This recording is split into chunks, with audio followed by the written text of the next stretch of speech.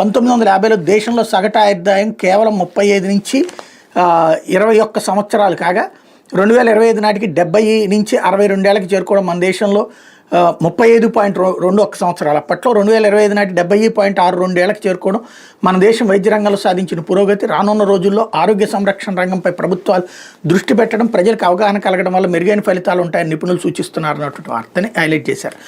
అయితే ముస్లిం విద్యార్థులకు ఉచిత విద్యా పథకం, ముస్లిం విద్యార్థులకు కార్పొరేట్ కళాశాల ఇంటర్మీడియట్తో పాటుగా జేఈఈ నీట్కి ఉచితంగా శిక్షణ అందించేలా కొత్త పథకాన్ని ప్రభుత్వం అమలు చేయబోతోంది. వచ్చే విద్యా సంవత్సరం నుంచి దీన్ని అమలు చేయాలని నిర్ణయించింది.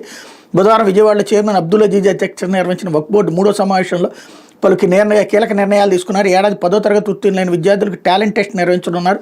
ఇందులో మెరిట్ సాధించిన విద్యార్థులందరికీ రాష్ట్రంలోని ప్రభుత్వం ఎంపిక చేసిన కార్పొరేట్ కళాశాల వారు కోరుకున్న కోర్సుల్లో ఇంటర్మీడియట్తో పాటు జేఈఈ నీటికి ఉచిత శిక్షణ అందిస్తారు. ఆ ఖర్చును వక్ఫ్ బోర్డు భరించబోతోంది.